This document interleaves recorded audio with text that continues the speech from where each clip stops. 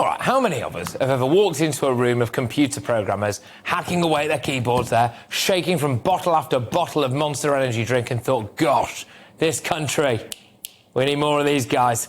Because for all we bang on about diversity, there's not a great deal of it in Rishi's plan to force maths onto everyone until the age of 18, is there? What happened to different skill sets, different talents and different interests? Or everyone having something unique to bring to the table, or dare I say it, a bit of creativity. Without a doubt, maths will probably help you get a job with a decent pay packet. No doubt about that, not knocking it at all. Rishi might have found deep meaning in his time as an analyst for an investment bank, but we don't all want to be finance bros banging on about Forex trading in a Clapham wine bar now, do we? Is this really the future? Because to be honest with you, if it is the future, just strap me to one of those SpaceX rockets and just jettison me off into the stratosphere. I would much rather, for example, be one of my lucky producers. Who writes this? One of my lucky producers, helping to bring you, treasured viewer, the news that you won't get anywhere else. Sunday Telegraph and Spectator columnist Zoe Strimpel, who joins us now, saw something out of the communist playbook in this Rishi Sunak big maths agenda, didn't you?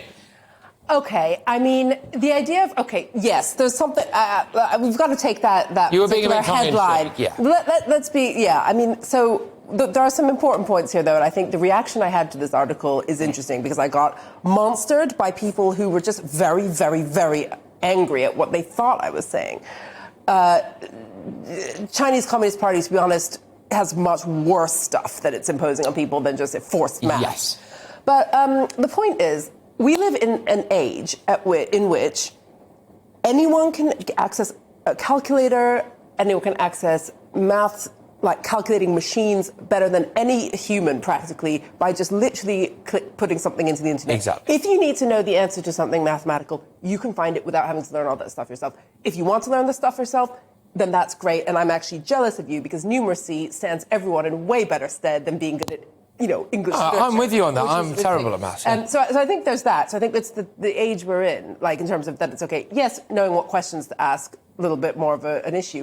But when I think back, I'm one of those people who's bad at maths, and it was torture being forced to learn. It was really difficult. I enjoyed it, but it took about 10 times longer than most other people. I would say, in current parlance, I probably had some sort of learning I agree. I'm the same. Right. But that said, I'm very grateful for what I learned between the ages of 5 and 10, because percentages, fractions, arithmetic, times tables, the basics, really useful. That does come in handy. Everything else, just unpleasant. Look, I agree with you. I was very fortunate in my schooling. I had fantastic teachers and I had fantastic classmates a lot of the time, of course. But I was absolutely shocking at maths. I was in set 9 out of 9. I was in set 4 out of 4 the year before that.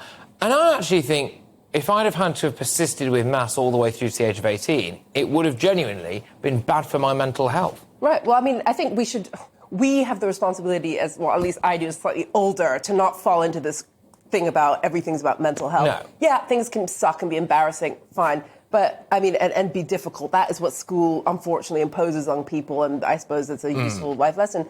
But I grew up in the States, as you might observe on my accent, and there you do have to take math for the whole time. But I came here for A-levels, gratefully dropped it, then thought I might return to the US.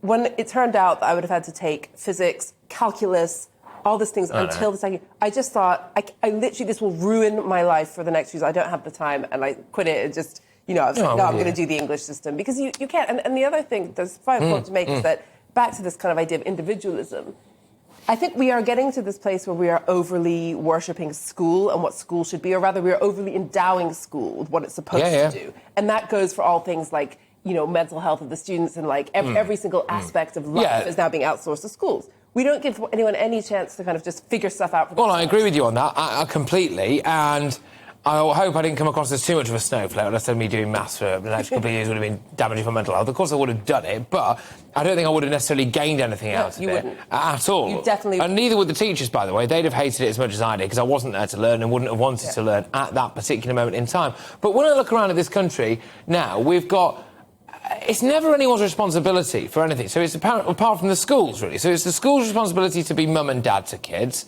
or whatever permutation of that, of course, they want these days. So responsibility to be like mental health care workers as well. It's obviously their responsibility to teach them. The responsibility to maybe, and they would see it, educate them politically about a variety of different left-wing bonkers ideologies. And all of a sudden we create a generation of children who cannot look after themselves and just roll over and, roll over on their backs and throw their limbs in the air whenever anything gets tough. And that's, I think, where we are now.